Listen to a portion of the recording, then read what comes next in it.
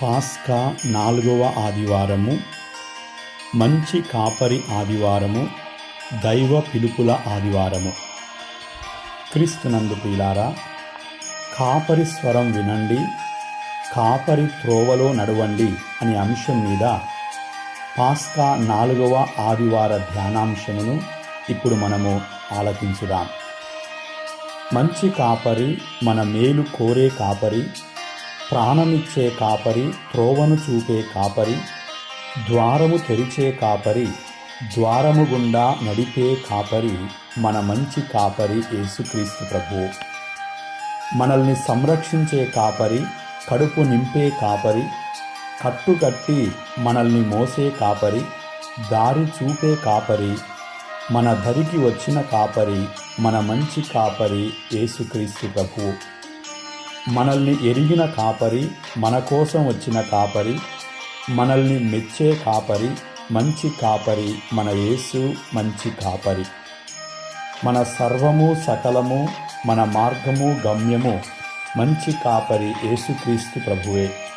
ప్రియులారా, ప్రస్తుత ప్రపంచంలో ఎప్పుడు ఏం జరుగుతుందో, ఎవరిని నమ్మాలో ఎవరిని నమ్మకూడదో, ఎటు వెళ్ళవచ్చో ఎటు వెళ్ళకూడదో, ఏ దిక్కులో మనము క్షేమంగా ఉండగలమో, ఎక్కడ క్షామమున్నదో ఎక్కడ క్షేమమున్నదో, ఏది సురక్షితమో ఏది ప్రమాదకరమో ఎవరికీ అర్థం కాక అయోమయ గందరగోళ పరిస్థితులలో ప్రస్తుత ప్రపంచంలో మనం జీవిస్తున్నాం. ఈ పరిస్థితులలో మంచి కాపరి యేసు ఒక శుభవార్త.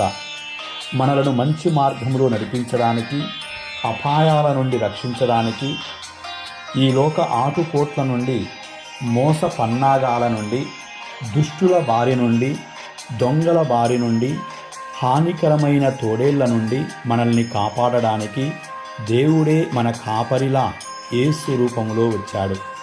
ప్రియులారా, మనతోనే మనలోనే ఉంటూ శత్రువుల నుండి కాపాడుచు విశ్రాంతినిచ్చుటకు మంచి కాపరి యేసు వచ్చాడు. లోకములో కాపరులు లేక కాదు, కానీ మంచి కాపరులు లేకపోవడం వలన దారి తప్పిపోతున్నాము. ప్రియులారా, ఈరోజు మనందరము కూడా మంచి కాపరి స్వరం వినాలి. దేవుడే తన గొర్రెలను కాయుటకు, కాపాడుటకు వచ్చాడు. చీకటిలో చెదిరిపోయిన వారికి రక్షణగా ఆయనే ఉన్నాడు. మనల్ని సరైన మార్గములోనికి తీసుకుని వస్తున్నాడు. దొంగలు, దోపిడీ వారి సంఖ్యల నుండి ఆయనే మనల్ని విడిపిస్తాడు. క్రూర మృగాల నుండి సురక్షిత ప్రాంతాలకు తోలుకొని వస్తాడు. అనేక మంది కాపరులు గొర్రెలను కాయుచున్నారు, కానీ వారి ప్రయోజనమే అధికంగా చూసుకుంటున్నారు. కానీ మంచి కాపరి మన అవసరాలను గుర్తించాడు. ఆనాటి దావీదు మహారాజు, యావే నా కాపరి, నాకిక ఏ కొదవయూ లేదని ప్రార్థించాడు. ప్రాణానికి తెగించి గొర్రెలను కాపాడిన దావీదు కంటే మనలను కాపాడడానికి, రక్షించడానికి, పరలోకానికి చేర్చడానికి తన ప్రాణమర్పించిన యేసు నిజమైన మంచి కాపరి. ఆయనే ప్రేమగల కాపరి, జ్ఞానవంతుడైన కాపరి, అన్ని పరిస్థితులలో మనతో ఉండే కాపరి. అందుకే దైవ ప్రజలందరూ గొర్రెల వలె ఆయన స్వరం వినాలి, ఆయన త్రోవలోనే నడవాలి, ఆయననే వెంబడించాలి. ఆయనే మన మార్గము, ఆయనే మన ద్వారము, ఆయనే మన గమ్యము, ఆయనే మన రక్షణము. క్రీస్తునందు ప్రియులారా, మంచి కాపరి లక్షణాలను ఈరోజు విశ్వాసులంగా మన బాధ్యతలను గుర్తెరిగి మనము మంచి కాపరి లక్షణాలతో జీవించాలని దేవుని వాక్కు ఆహ్వానిస్తూ ఉంది.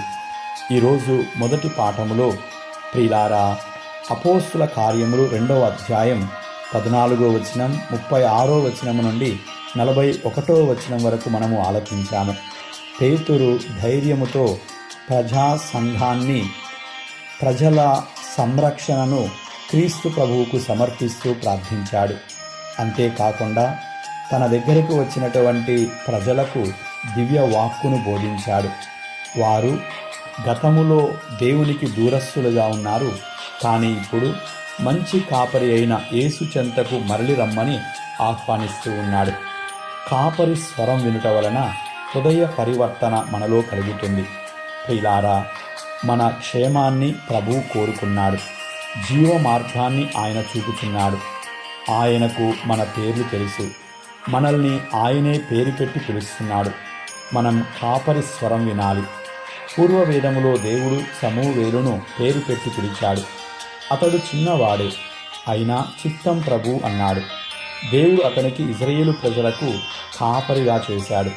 ప్రియులారా, జాలరిగా ఉన్న పేతురు కాపరిగా ప్రభువు చేతనే ఎన్నుకోబడ్డాడు. పూర్వము అతడు పిరికివానిగా ఉన్న ఆత్మను పొందిన తరువాత ధైర్యముగా యేసుక్రీస్తు మంచి కాపరి నుండి పొందిన అధికారం వలన తాను గొప్ప ఆధ్యాత్మిక ప్రబోధం చేయడం ప్రారంభించాడు. అతని ప్రసంగంలో ఇలా అంటున్నాడు: మీరు శిలువపై చంపిన ఈ యేసువే దేవుడు ప్రభువుగాను క్రీస్తుగాను నియమించాడు. ఇజ్రాయేలు ప్రజలందరూ తప్పనిసరిగా తెలుసుకోవలసిన సత్యాన్ని పేతురుగారు బోధించాడు. తీవ్రమైన ఆవేదనతో, సహోదరులారా, మేము ఏం చేయవలెను అని ప్రజలు అడగగా, మీరు హృదయ పరివర్తనము చెంది మీ పాప పరిహారమునకై ప్రతి ఒక్కరూ యేసుక్రీస్తు నామమున బాప్తిజము పొందాలి అని పేతురు సమాధానమిచ్చాడు. అప్పుడే దేవుని వరమగు పవిత్రాత్మను పొందుతారు అని పేతురు జవాబు చెప్పాడు. క్రీస్తునందు ప్రియులారా, నేడు మనము కూడా క్రీస్తు సందేశాన్ని విన్న తర్వాత మేమేమి చేయాలి అని అడగగలగాలి. మనలో ఉన్న దుర్మార్గపు ఆలోచనల నుండి విముక్తిని పొందాలి. పశ్చాత్తాపం లేకుండా క్రీస్తు స్వరాన్ని మనము వినలేము. ప్రియులారా, మార్కు శుభవార్త 1వ అధ్యాయం 15వ వచనంలో యేసు సత్య సందేశాన్ని బోధించే మొదటి సందర్భంలోనే కాలము సంపూర్ణమైనది, దేవుని రాజ్యము సమీపించినది, హృదయ పరివర్తనము చెందండి, సువార్తను బోధించండి అని ప్రభువు బోధించాడు. ఈరోజు మనందరము హృదయ పరివర్తనము చెంది మన పాపములకై పశ్చాత్తాపపడుతూ మనం పొందినటువంటి జ్ఞానస్నాన వరాలతో మనము జీవించాలి. క్రీస్తునందు ప్రియులారా, అందుకే ప్రభు స్వరం వినుట వలన మాత్రమే మన జీవితంలో మార్పు వస్తుంది. మన జీవితము మారినప్పుడు మనము మంచి కాపరి అయిన యేసుతోనే మనము జీవించగలము. రెండవదిగా, కాపరి త్రోవలో మనం నడవడం. క్రీస్తునందు ప్రియులారా, యేసు మంచి కాపరి. ఆయన త్రోవలోనే మనము నడవాలి. పరలోక రాజ్యమును చేరాలి. మనల్ని తనతో పాటు తోడుకొని పోవడానికే యేసు కాపరిగా వచ్చాడు. ప్రియులారా, పరిశుద్ధ వాక్కు యోహాను శుభవార్త 6వ అధ్యాయం 35వ వచనంలో నేనే జీవాహారమును అన్నాడు. ఆయన మనకు సకల సమృద్ధిని ఇచ్చేవాడు. ఆయన త్రోవలో మనకు మంచి ఆహారం లభిస్తుంది. ప్రభువు విందులోనే మనకు పోషణ లభిస్తూ ఉంది. యోహాను శుభవార్త 8వ అధ్యాయం 12వ వచనములో లోకమునకు వెలుగును నేనే అన్నాడు. మనకు త్రోవను చూపు వెలుగు యేసుక్రీస్తు ప్రభువే. యోహాను శుభవార్త 10వ అధ్యాయం 9వ వచనములో నేనే ద్వారమును అని ప్రభు అన్నాడు. మనము వెళ్ళవలసిన ద్వారం యేసు మాత్రమే. యోహాను శుభవార్త 10వ అధ్యాయం 11వ వచనంలో నేను మంచి కాపరిని అని ప్రభు అన్నాడు. మనలను నడిపించే కాపరి యేసుక్రీస్తు ప్రభువే. యోహాను శుభవార్త 11వ అధ్యాయం 25వ వచనంలో నేనే పునరుత్థానమును జీవమును అన్నాడు. మనకు బహుమానం క్రీస్తులోనే లభిస్తుంది. యోహాను శుభవార్త 14వ అధ్యాయం 6వ వచనంలో నేనే మార్గమును సత్యమును జీవమును అన్నాడు. ప్రభుని విశ్వసించడమే మనకు సంపూర్ణ జీవితం. యోహాను శుభవార్త 15వ అధ్యాయం 5వ వచనంలో నేను ద్రాక్షవల్లిని అని ప్రభు అన్నాడు. మన బంధం విడదీయలేనిదిగా ఉండాలని, ద్రాక్షవల్లి తీగలకు మధ్య ఉన్న బంధము మనకు ప్రభువుతో ఉండవలసిన బంధాన్ని సూచించింది. ప్రియులారా, కాపరి త్రోవలో నడవడం అంటే మంచి కాపరి చూపించినటువంటి ఆ మార్గంలోనే మనము నడచుటకు తీర్మానించుకోవడం. మానవాళి రక్షణ కోసం దేవుని మార్గమే యేసుక్రీస్తు ప్రభువు. ఆయన మార్గమే జీవ మార్గం. ఆయన మార్గంలోనే మనము నడవాలి.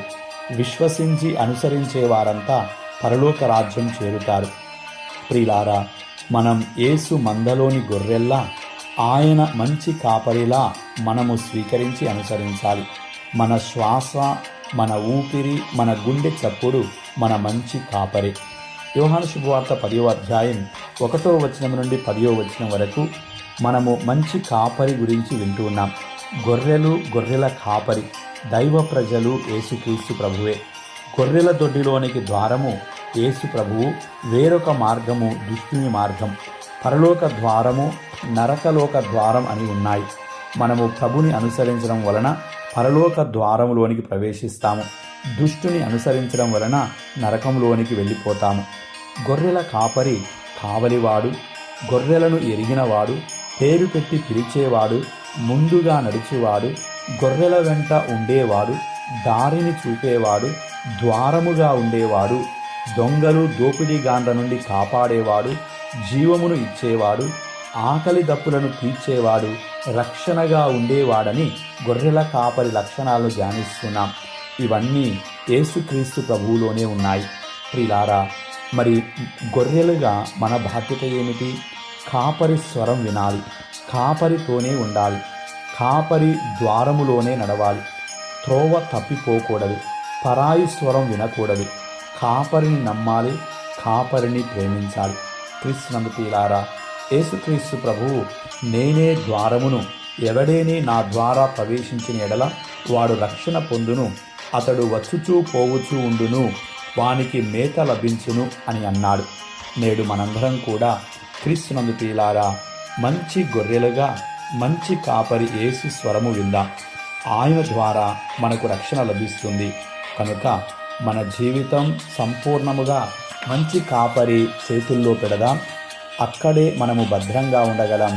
ఆయన చూపించిన ద్వారము గుండా నిత్య జీవ ద్వారము మనకి తెరిచి ఉన్నదని గ్రహించి పరలోక రాజ్యములోనికి ప్రవేశించుదాం. క్రీస్తునందు ప్రియులారా, మంచి కాపరి అనే మాట మన హృదయాలను హత్తుకునే గొప్ప సత్యాన్ని బయలుపరుస్తుంది. కాపరి అంటే కేవలం గొర్రెలను కాపాడేవాడు మాత్రమే కాదు, ఆ గొర్రెలను ప్రేమించేవాడు, ఆ గొర్రెలకు మార్గనిర్దేశం చేసేవాడు, తన ప్రాణాన్ని గొర్రెల కోసం అర్పించేవాడు. కాబట్టి ప్రియులారా, ఈరోజు మంచి కాపరి దినోత్సవం మరియు దైవ పిలుపుల దినోత్సవ సందర్భముగా మనం మంచి కాపరులుగా, మంచి కాపరి క్రీస్తు నుండి ఏమి నేర్చుకుందాం? మొదటగా, మంచి కాపరి ప్రేమతో నడిపిస్తున్నాడు. మనము కూడా మన ఇరుగు పొరుగు వారిని, మన ఆధీనంలో ఉన్న వారిని ప్రేమతో నడిపించాలి. మంచి కాపరి తన గొర్రెలను పేరు పేరునా పిలుస్తాడు. ఇది దేవుడు ప్రతి ఒక్కరిని వ్యక్తిగతంగా ప్రేమిస్తున్నాడని సూచిస్తుంది. మనము ఆయనకు సంఖ్యగా కాదు, ప్రత్యేక వాళ్ళంగా ఉన్నామని మర్చిపోకూడదు. రెండవదిగా, మంచి కాపరి త్యాగానికి సిద్ధపడ్డాడు. మనము మంచి కాపరి వలె చిన్న చిన్న త్యాగ క్రియల ద్వారా మన ఇరుగు పొరుగు వారిని ప్రభు చెంతకు నడిపించాలి. మంచి కాపరి గొర్రెల కోసం తన ప్రాణాన్ని ఇచ్చాడు. ఇది పరమ ప్రేమకు గుర్తు. మన జీవితంలో కూడా ఇతరుల కోసం త్యాగం చేయడం ద్వారా మనము ఈ లక్షణాన్ని అనుసరిస్తున్నాం. మనము ఈ లక్ష్యాన్ని చేరుకుంటాము. మూడవదిగా, మంచి కాపరి యేసు మన రక్షకుడు. ఆ కాపరిని మనము అనుసరించడం వలన మాత్రమే మనకు రక్షణ లభిస్తుంది. గొర్రెలకు ప్రమాదం వచ్చినప్పుడు మంచి కాపరి ముందుకు వచ్చి వాటిని కాపాడుతాడు కదా. మనము కూడా కాపరి బాధ్యత కలిగి ఉన్నాం. మన ఇరుగు పొరుగు వారు ప్రమాదంలో ఉన్నప్పుడు కాపాడవలసిన బాధ్యత మనది. మన జీవితంలోని కష్టాలు, భయాలు వచ్చినప్పుడు దేవుడు మనకు రక్షణగా ఉన్నాడని మరువకూడదు.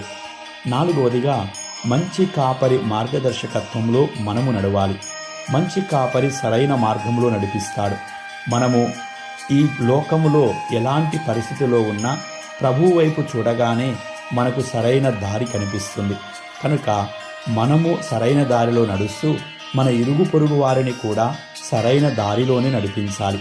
క్రీస్తునందు ప్రియులారా, మనందరం కూడా మంచి కాపరి లక్షణాలను మన జీవితాల్లోనూ ప్రతిబింబించుకుందాం. ప్రేమించండి, కాపాడండి, త్యాగం చేయండి, మార్గం చూపండి. ఇవే మంచి కాపరి లక్షణాలు. ఈ లక్షణాలనే మనము కూడా అలవర్చుకుందాం. ప్రార్థించుదాం. ఓ ప్రభువా, నీవు మంచి కాపరివి. మమ్మల్ని నీ మార్గంలో నడిపించండి. నీ ప్రేమను మా హృదయాల్లో నింపండి. ఇతరులను ప్రేమించే శక్తిని మాకు అనుగ్రహించండి. ఆమేన్.